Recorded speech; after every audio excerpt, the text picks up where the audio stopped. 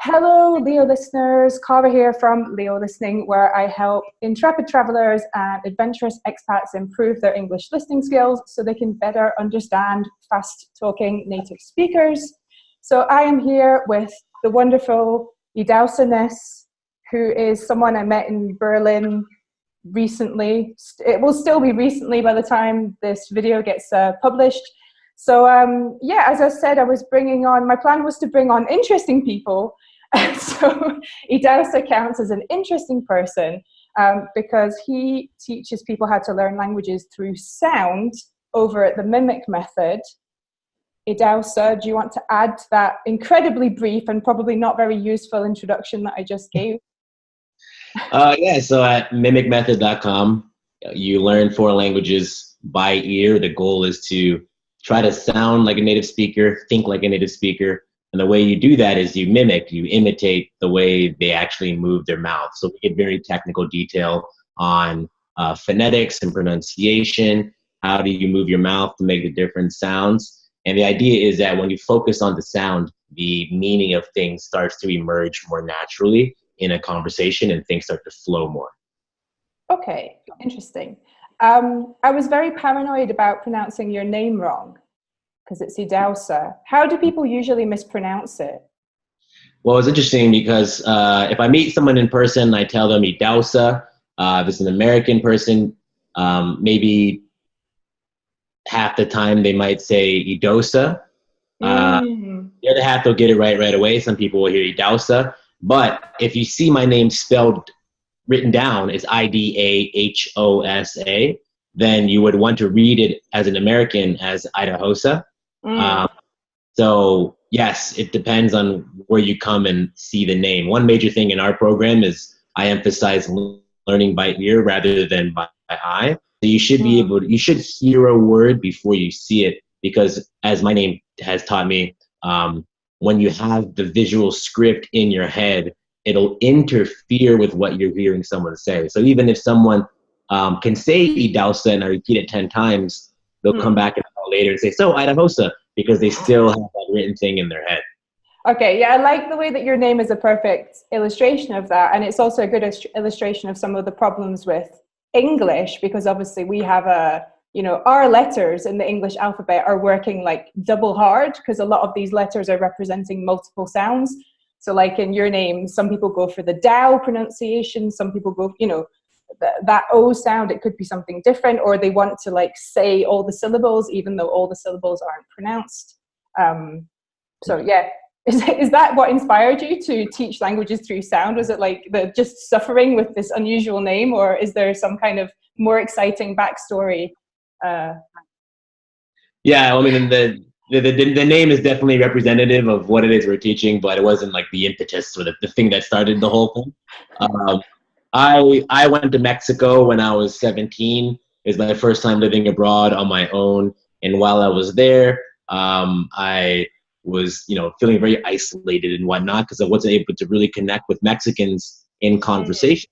So I was going to school, studying, doing all the homework, and making progress in my ability to read and write Spanish. But I felt very stuck in my ability to have a conversation with people in Spanish.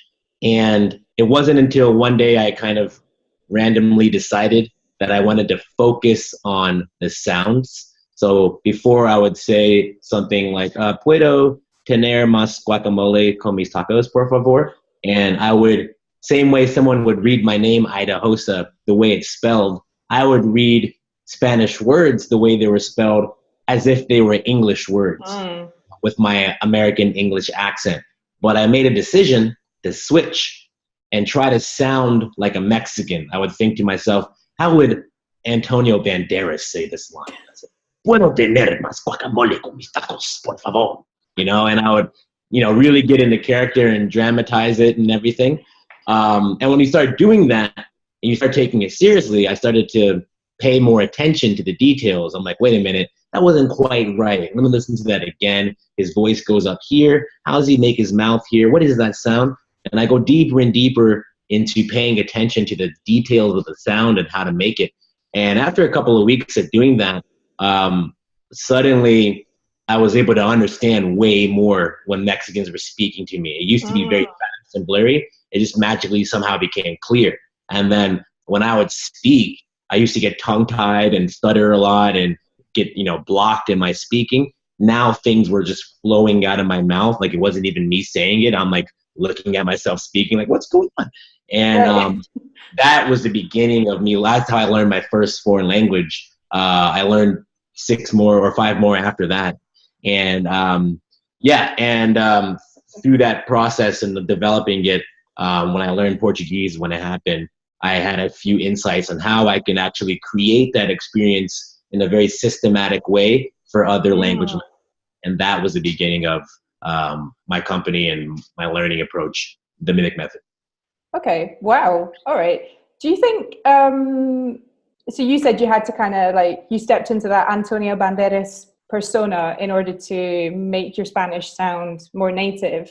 Because do you think, do people resist wanting to sound like a native speaker? Do you have to maybe adopt a persona to get over doing that? Because I know it can feel weird. I actually used to find pronouncing French painful, physically painful, because I could, your whole mouth positions, jaw positions, tongue positions change a lot when you go from English to French, for instance. So do people resist that? And is a persona a way to get past that?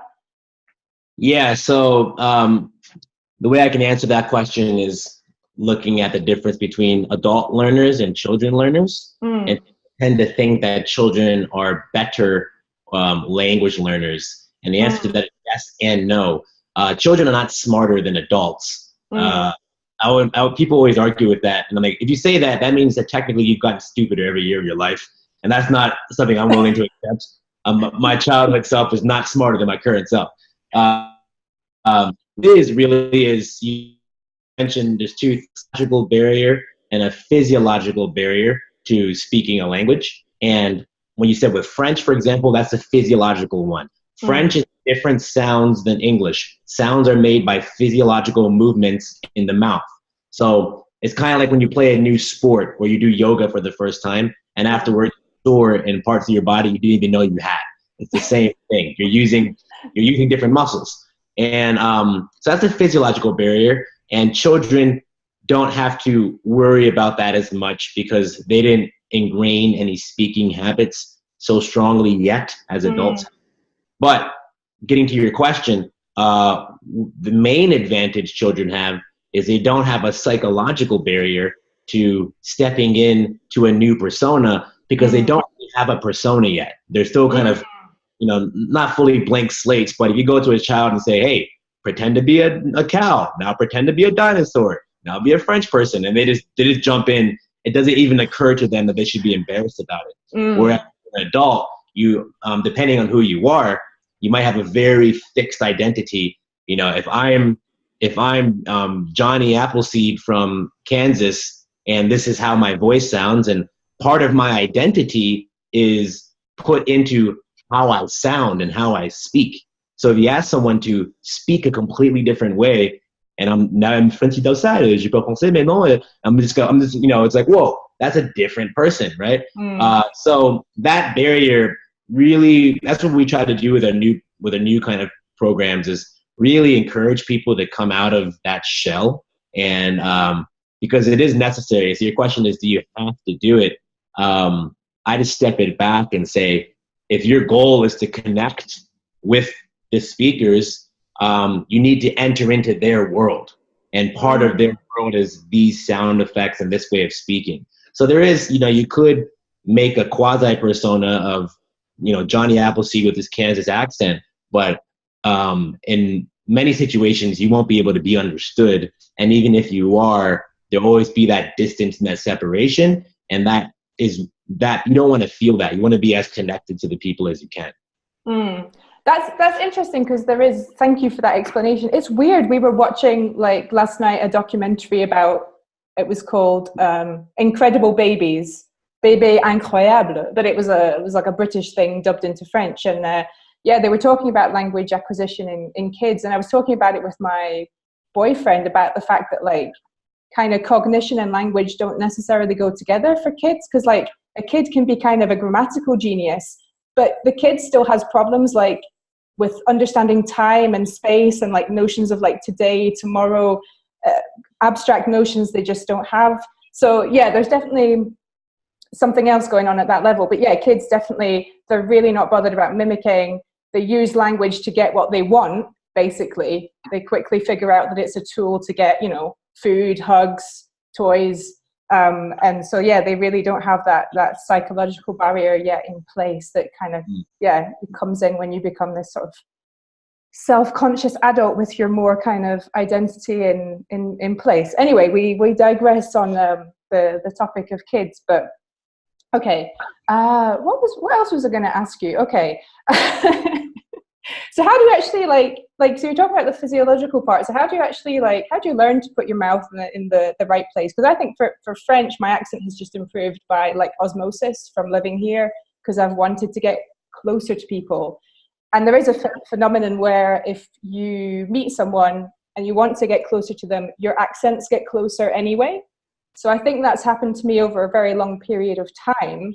But if I could go back in time and I wanted to get my French accent right from the beginning, what should I have done to get there?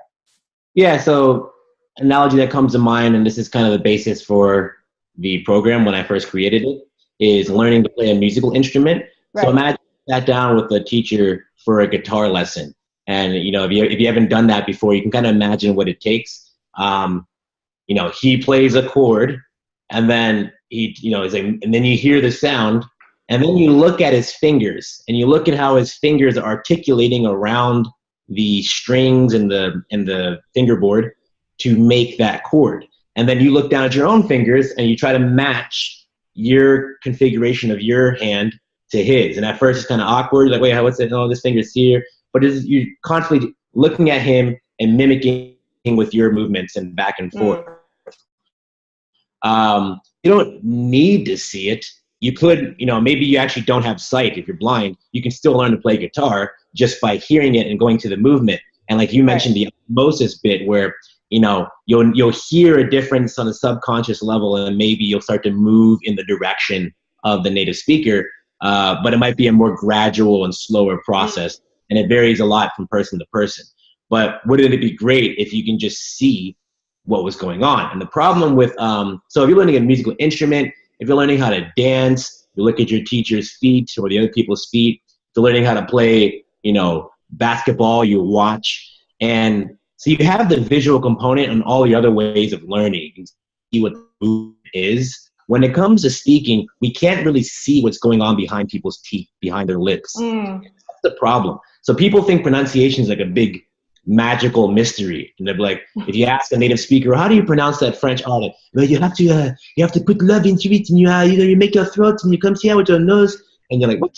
And I love hearing people just explain how to pronounce things, because 99.9% of the time they're completely wrong, because no one knows. You don't know what you're doing in your mouth because you don't see it. However, as a academic discipline, we have phonetics, we have phonology, we know what's going on there. We have scans and stuff like that. It's just that if you don't study it, you don't know it. So in my own thing, when I started getting into this, when I first came up with the mimic method, I just started to teach myself what's called articulatory phonetics. And it's just, you see diagrams and you can see how your tongue is placed. You learn, for example, that vowel sounds vary based on the position of your tongue, on the shape of your lips, on the nasality. So learning French, for example, when I learned it, you learn that the word for you and the word for all are two different words. But most, you say, learners, they don't really know the difference. And when people explain it, like, oh, you just do it this way. Well, the difference is your tongue position is higher in tu, or it's not higher, it's more front in tu versus tu. Right. And more importantly, your lips are pursed and rounded together. So when you understand those physical concepts, and then you practice it using the different drills that we use, so you make what's called a mind-body connection. So if I ask you to move your tongue back or to round your lips or to nasalize your voice, people can't do that now. But after a week in our program, you learn it the same way you learn anything else. You gain an awareness and a control and a mastery of your speech instrument. And that way, the same way your guitar teacher says, put your second finger on this string, now you can follow that instruction of, place the middle part of your tongue up to the hard palate, That's really it. So you don't have to go off of osmosis and feel anymore. It's a very precise, structured approach. Yeah, well, I'm actually amazed at how little pronunciation instruction we got at school, for instance.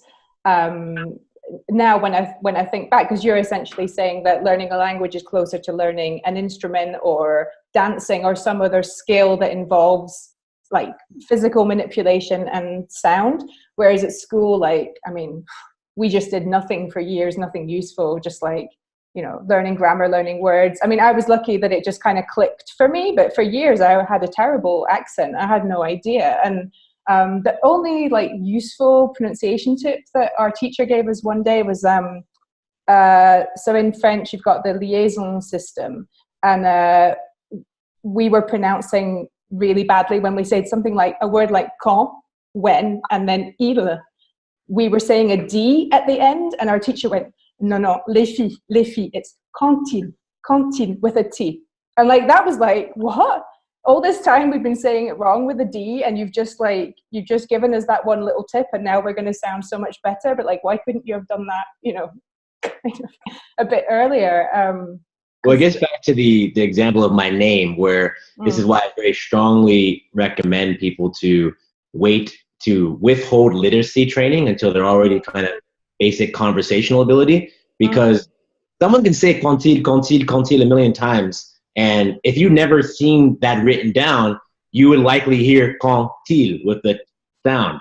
But when you see it written down, it's written with the letter D. And what happens is the way perception works is it's largely influenced by our expectations. So the written symbol of the letter D sets an expectation in the French learner's mind for a D. And then he or she hears the D even when it wasn't there. They hallucinate, right? And it's not until someone comes and says, by the way, it's not quand-il, it's quand-il. You're like, what? And my whole life was a lie, And so that's what it is. Just, you mentioned how teachers don't teach you that. And it's because we treat language as an intellectual exercise. It's a theory and grammar and memorizing the 50 states or the periodic table. But it's not, like you said, it's more like dancing, music, riding a bike.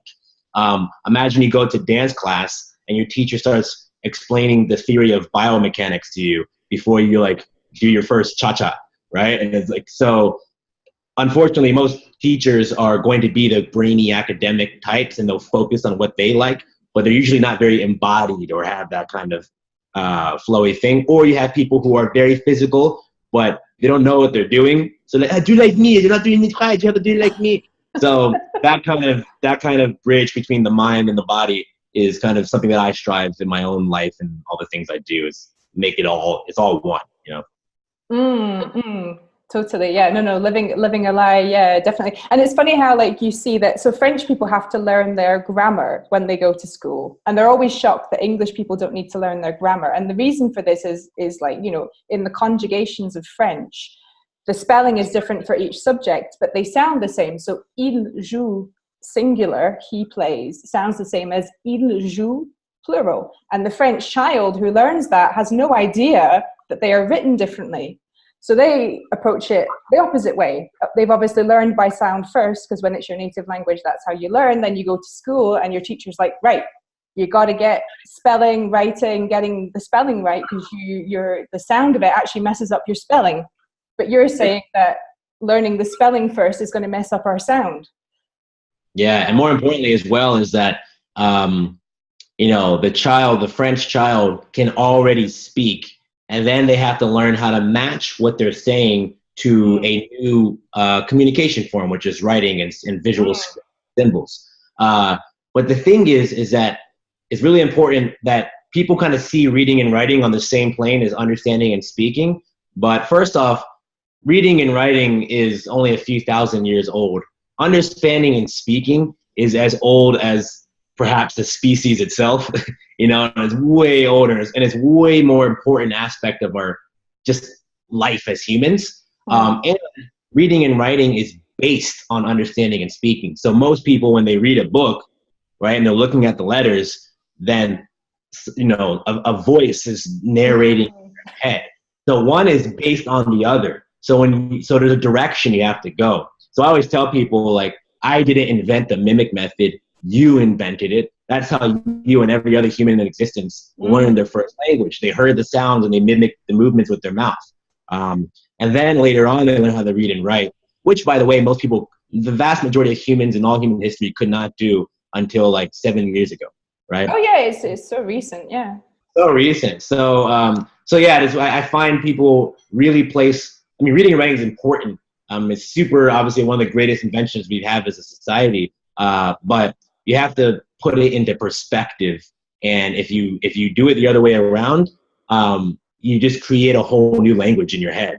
And you know, as my main expertise is pronunciation and helping people pronounce things better so they can lock into the flow of language. And when I hear people mispronounce things, I would say that the majority of their mistakes don't come because they can't make the sound. Like, you can make the t in contil that exists in English, the t sound. It's because they're seeing the written word in their head. So they say contil. And I know people who say, when they speak the numbers in French, and they'll say sept, and they'll pronounce the p. And the only reason you would do that is because you saw it written down, right? Oh yeah, the endings of words are real. Actually, where I live in France, though, they do say vent with it. They say the t, but that's like a rural pronunciation. But I mean, other than that, you know, you shouldn't be saying it. But the temptation is very much to say it because you're like, oh, I want to get the t. That's what we would say in English. And yeah, it's very hard to let go of those habits. But actually, coming back to the Incredible Babies documentary, or whatever it was called, they were saying, and I remember learning this when I was doing stuff on child language acquisition at university, that there's a point in when you're a baby where you do pronounce all the sounds of every language. It's that babbling phase where babies are like repeating sounds. So actually, you were a sound linguistic genius when you were a little baby, because you were sitting in your cot going, you know, ba ba ba ba ba da da da da da, and you're actually saying all the sounds that are in existence. And then you narrow them down because you realize, oh, hang on a second, I don't need all these sounds because I'm, you know, people around me are speaking English. Exactly. Yeah. So what happens is, you know, it's one of the first things you do in our program. We have, like, for example, French. There's 38 what I call elemental sounds. It's phonemes, but also with diphthongs and stuff. I won't get into the technical details, but basically when I explain it to people, it's like everything you'll hear someone in France say is going to be some combination of these 38 sounds. And if there's a different accent here, a different accent here, that just means they're reshuffling the sounds around. But it's a inventory, same set. And if you think about it, that should be the first thing you learn on day one, right? Like, if everything is just making sounds, shouldn't I know what the sounds are? Like, if I'm gonna make my IKEA desk, I want to lay out all the pieces, or my Lego set, I want to have all my pieces there so I know what I'm working with. So when you're a baby, you kind of start off with the entire Lego set of all human sounds, and then you say, okay, these over here I'm not really using at all. No one's really using these in, you know, in my American or French or Chinese environment. So your brain stops hearing them and your mouth stops being able to create them. However, you can put them back in with a little bit of just repeated practice and specific types of training. And that's what it is. So another thing I always emphasize to people is when they try to make a sound for the first time and then they fail at it, they can't get it, or they can't even hear the difference. The first intuition for people is like, oh, I must not have the language gene, or something's wrong with me genetically, blah, blah, blah. And I'm like, well, imagine I asked you to do a backflip and you tried your first time and fell on your face. And you're like, oh, I must not have the backflip gene. It's like, no, obviously physical movements take more than one try to get right. You know, so you just have to be patient and trust your brain's ability to figure things out if you keep feeding it the right stimuli. Well, especially if you're trying to bypass like habits of a lifetime, because obviously you're used to like I think for English speakers, like we spend a lot of time touching our teeth or just behind our teeth with our tongue. Yeah. Whereas in other languages, your tongue is maybe in a different place. It's just like your mouth is so used to just bouncing back. You've got that muscle memory. And now I would say I have the muscle memory for French and English. So like, it's really easy for me to, you know, switch between them. But it took a long time. Like I say, it used to be painful after speaking French because I was kind of going out of the usual set of muscles that I use for English. And then over time it got easier, but it's obviously, it's like difficult to, you know, to break that habit. So yeah, it's the same. It's no different from learning any other physical skill. So your first time doing yoga or salsa or, you know, rock climbing, you're going to be physical pain. But if you stick with it after a couple of weeks, then it becomes natural and is a new movement system in your personal inventory of movements. Yeah.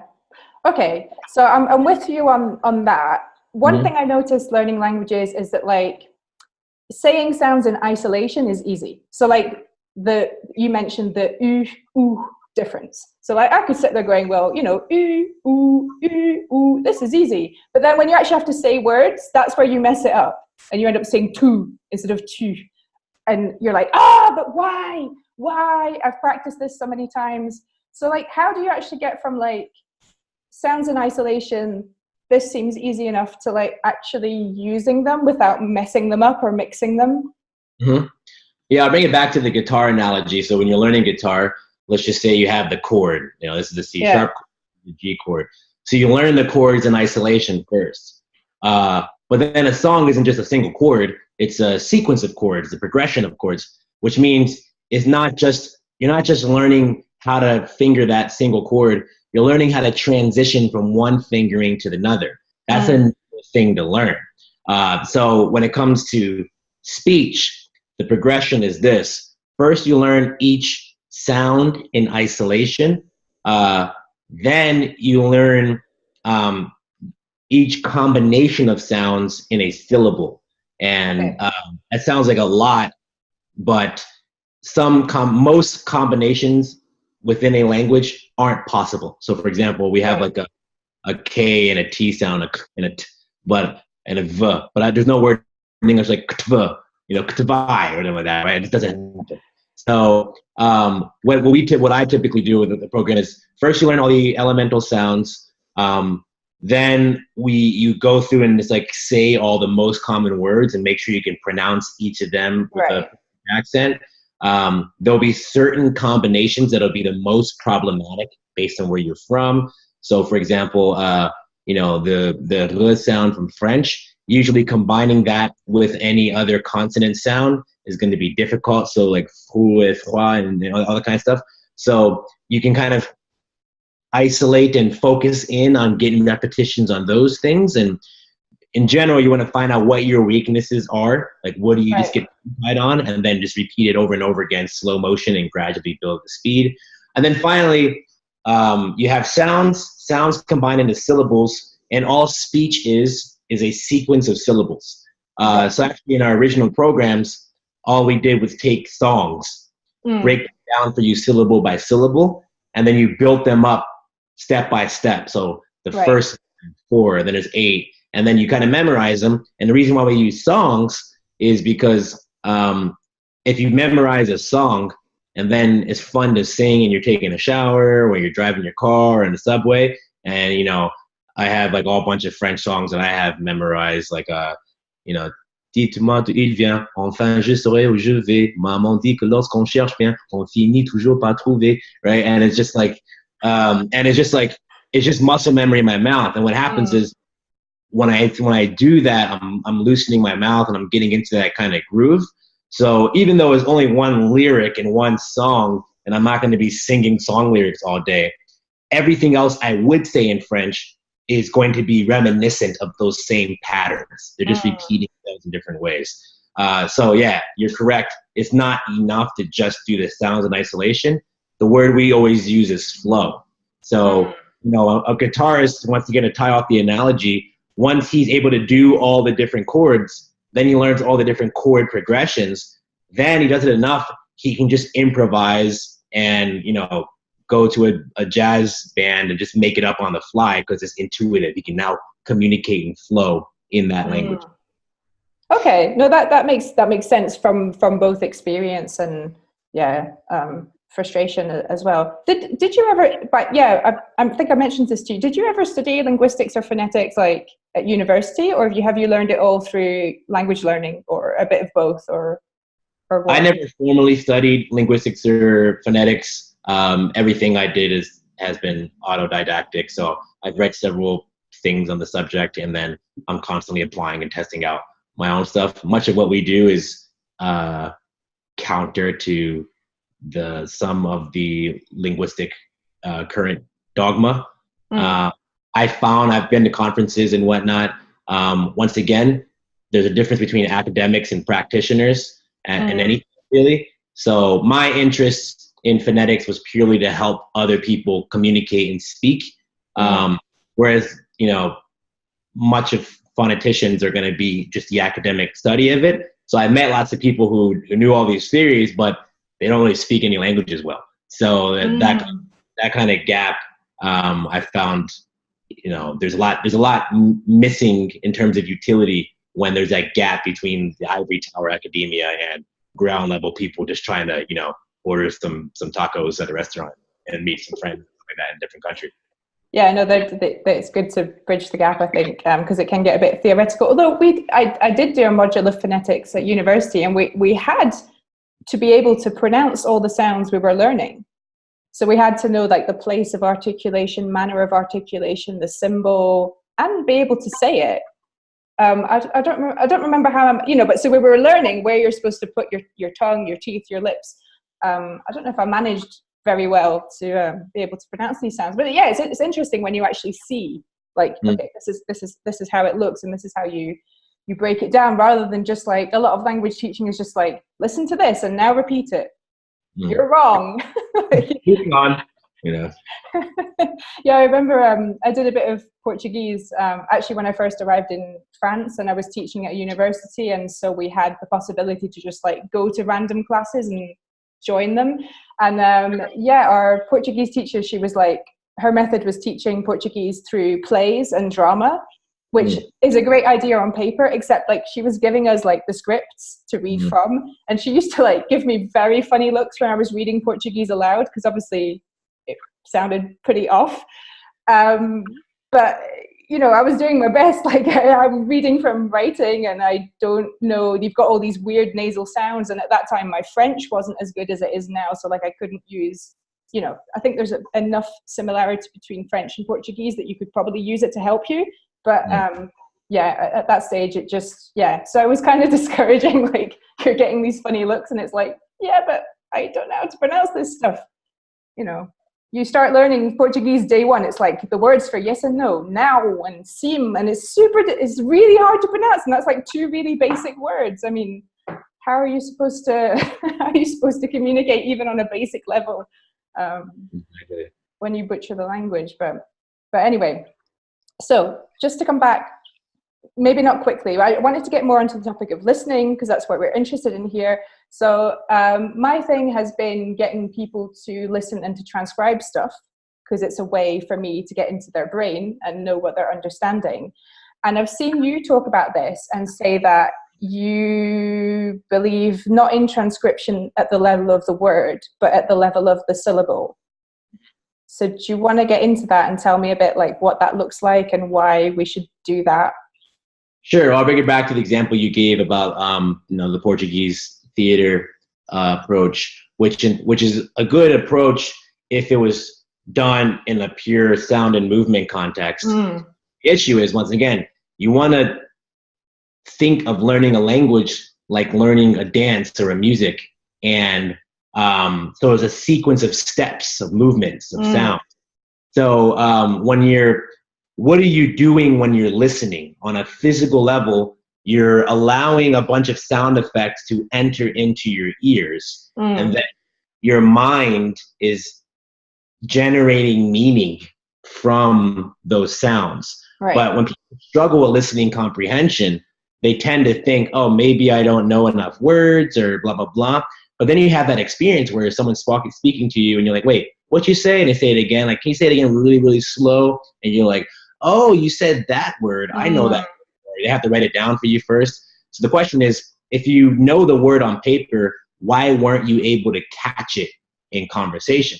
And it gets back to what we've been saying this whole time, is because your mental model is not matching what the reality is. So if you don't catch. So you can't transcribe into IPA or International Phonetic Alphabet or into the actual movements if you've never learned them. So in our programs, you learn what like I said, 38 elemental sounds of French. You learn syllables and syllable boundaries. And then you listen to a French song or to a French news report or whatever French it is. And then instead of transcribing it into words, because at this stage of your beginner, you don't even know what any words are. You're just transcribing it into the sounds. And when you do this, you're like, oh, actually, he's saying quand-il, right?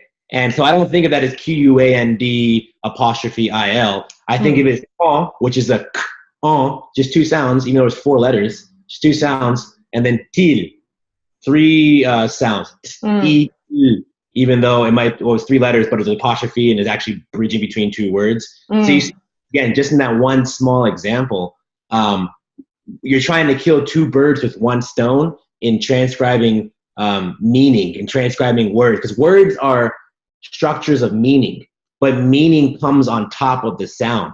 Another metaphor I give is I speak and understand English perfectly, but there's times, or 2 or 3 times in this call because of my internet connection where you started to kind of like chop up a little bit, right? And then what I'm trying to do is just piece together the little fragments I get to make sense of what's going on. But there's only so much you can do that. So that experience, the way you sound to me when my internet is cutting out is the way you sound to someone who doesn't speak English fluently and has been working in a traditional way, right? So he can try to transcribe the words, but how can I transcribe the words? I'm not even getting a clear signal. So step 1 is clearing the signal. And the reason why we do transcription of syllables is not because I care whether or not you know IPA or can transcribe. It's because, like you said, I want to hear how you're hearing. I want to see that your perception of the sound is actually matching that speaker's production of sound. Because when you have that, then there's a clear signal and things can flow in. Okay, that's interesting. I mean, even when I get people to write in words, I can see where the breakdown is happening because they write the wrong word, they write a nonsense word, they misperceive things. But yeah, I can see the advantage of writing it as syllables. I mean, to be honest, to me, everything feels abstract. A phoneme is abstract, a syllable is abstract because there's so much variation every single second. Like you can say in isolation a sound, like a t is a t, but depending on the sounds around it, depending on how fast you're articulating it, like it's always going to change somehow.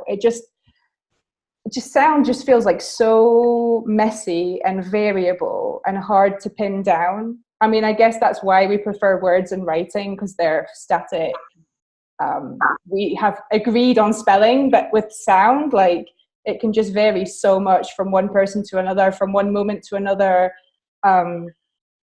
It's just messy, I guess. Yeah, well, it's definitely what it is trying to think of a way of not being too technical about this. So for example, when I say to and tag, right, there's some subtle difference in how I'm pronouncing the T sound on a physical level. And even though I say tag and tag 2 different ways, there's actually a difference between the 2. So the way human perception works is they call it categorical, meaning that there's a kind of like the perfect T, like abstract in your head. And as long as it's within and it's close enough to it, then my brain's going to hear it as a T. So that's where the messiness is, or because really everything is that way, where nothing's the exact same as the last version, but we make these categories in our mind. Like, the way I write the letter T is not the exact same as how I write it the next time. Like the curve is off by it. And that's why robots for such a long time had a hard time analyzing speech and text and whatnot. But anyways, that doesn't mean that you can't get some precision. So once again, comparing the process of of transcribing words versus transcribing, phonemes or syllables. The difference is the reason why we transcribe words or we go for that is because no one knows phonemes and symbols, right? So it's like, this is what they know, we'll stick with it. The downside of this is that we covered a lot of them.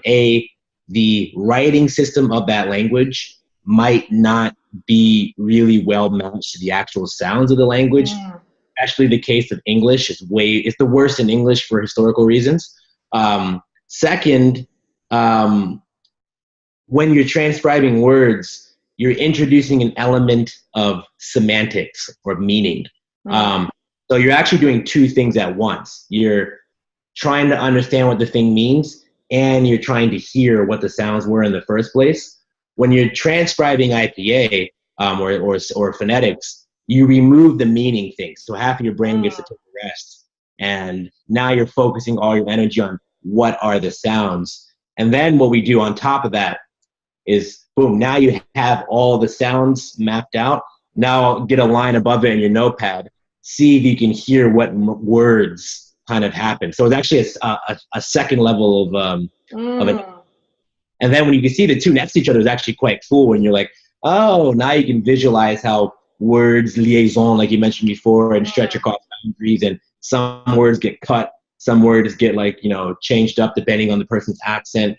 So it's actually really cool. And then that whole process makes you way more intuitive, because the goal here isn't to transcribe people in the street when you're ordering tacos.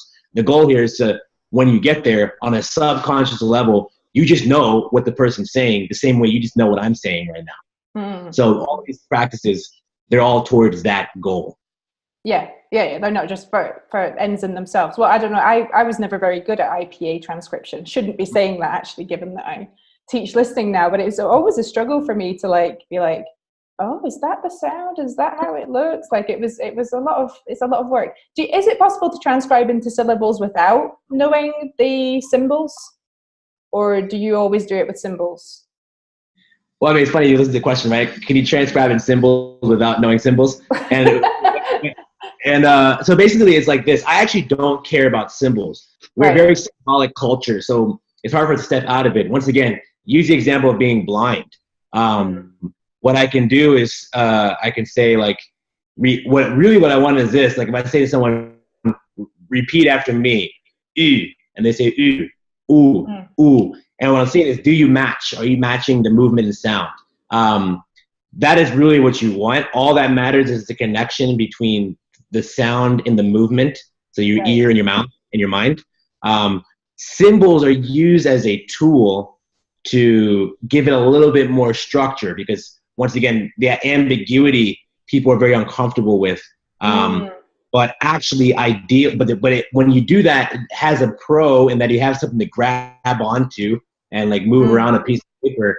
But there's a con in that it can interfere with that pure ear to mouth connection. So this is all based on my experience. I grew up playing violin, and I learned on something called the Suzuki method, where they taught kids how to learn a song by ear. So I hear The Lion King or Twinkle Twinkle Little Star, and then I would just have to figure out how to make it on my violin. And when I did that, when I fumbled around, I developed a very intuitive connection between my fingers and my ear.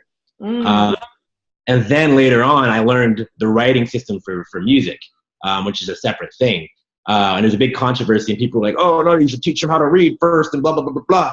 But I'm like, no, I mean, there's a reason why so many famous musicians are blind, because they didn't get a chance to interfere with the pure connection between the movement and the sound. So they just go straight into it. And I'm sure I know there's research on this for memory stuff, but even just closing your eyes while you're training listening makes a huge difference, because much of your brain power is going into processing your visual field and all the crazy colors and shapes and data. So when you just close your eyes, it's kind of like when you close a bunch of applications on your iPhone and it goes faster. Now you can just focus on the task at hand. So symbolic representation, by the way, another thing on the dyslexia. A lot of people have dyslexia. Has nothing to do with their intelligence or their cognition. But, in the school system that's based on, writing and symbolic manipulation, that part of their mind isn't the same it is for everyone else. So that's their challenge, but they learn language perfectly. They can learn any other language perfectly. So we're just so used, and I would say you are, myself included, we're really good at symbolic manipulation in terms of grammar and theories and structures. We can speak on this kind of intellectual plane. But a lot of people, that doesn't come intuitively to them. So the system has been designed by people like us, for people like us. And then, so that's why when you go to like a university, there's all these kind of like big-headed, kind of scruffy looking professors. And they're kind of, you know, that whole idea of academia being disconnected from everyone else in the real world. That's kind of where it comes from. Okay, I get it. No, it's funny that what you bring up about music, because in France, and this fascinates me, kids, if you enroll your kid for music lessons, that basically means you're enrolling them for a year of what they call solfège. So solfège is just learning the notes, learning to read music. And I remember the first time I heard this, I was like, what?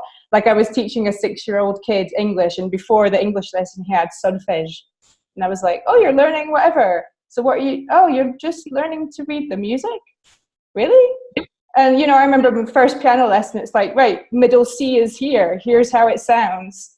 You know, let's start doing some scales or something. The reading the music just kind of came with it, like gradually. But the idea of like isolating the music and learning to read the notes for an entire year before you touch an instrument. I mean, it's a very French thing, I think, but it's... The French are the most, I find it interesting because my mom's from Nigeria, and that was a British colony. And then next door you have these, I have other French colonies like Cameroon and whatnot.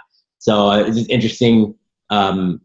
The French education system, the French are super anal about their language and their structures and everything, and like smack you on. So there's actually way more homogeneity or closeness in French, in the French, ex-French colony kind of world, than there is in English, because the English just came, conquered, like, hey, do what you want over here. And then, so then it's actually like Nigerian English, and they have what's called a pidgin, and it's way more looser and like playful, and the rules kind of like, there's its own system that arises within it, but there's no like strict adherence to like rules, because no one really forced it on them.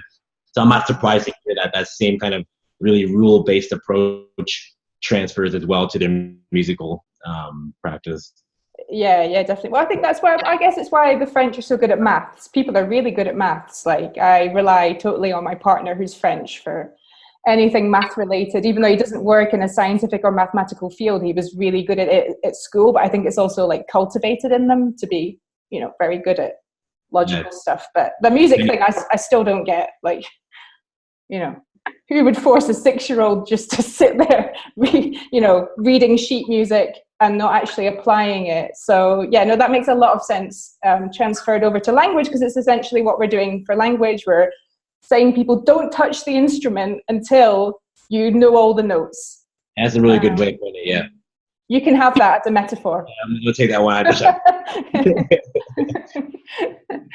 Okay, Idahosa, that was awesome. I think we better wrap it up, because otherwise we'll be speaking all afternoon, and well, no one has the attention span even to make it to here. Never mind, 3 hours later. So where can we find you on the internet? Mimicmethod.com, mimicmethod.com.